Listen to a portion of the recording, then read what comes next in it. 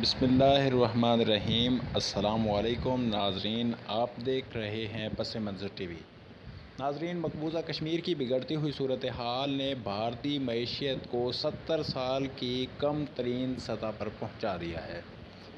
مقبوضہ کشمیر کی بگڑتی صورتحال سے بھارتی معیشت پر بھی برے اثرات پڑ رہے ہیں اور مودی سرکار کی پالیسی تھنک ٹینک کے مطابق بھارت کو جس اقتصادی سست روی کا سامنا ہے، اس کی مثال پچھلے 70 سال میں نہیں ملتی۔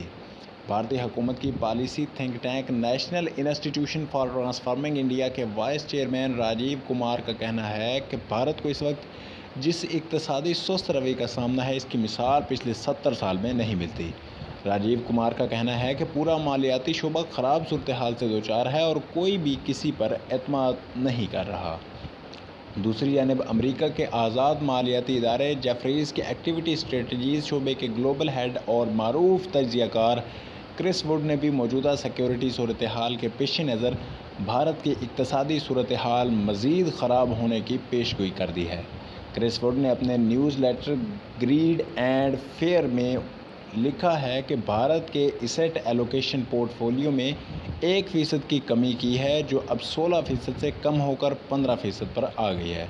ان کا کہنا تھا کہ مقبوضہ کشمیر کی سنگین صورتحال نے بھی بھارتی معیشت پر منفی اثرات مرتب کیے ہیں۔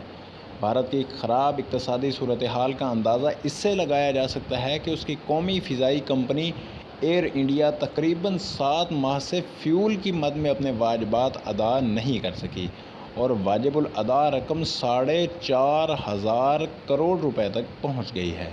اس صورتحال میں ایئر انڈیا کو فیول فراہم کرنے والی کمپنیوں نے اسے 6 ایئرپورٹس پر جیٹ فیول کی فراہمی روکنے کا فیصلہ کر لیا ہے۔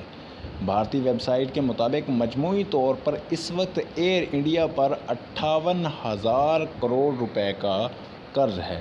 اس سے اس بات کا اندازہ لگایا جا سکتا ہے کہ کشمیر پر بھارت کے مظالم نے خود بھارت کو کس قدر مجبور بنا دیا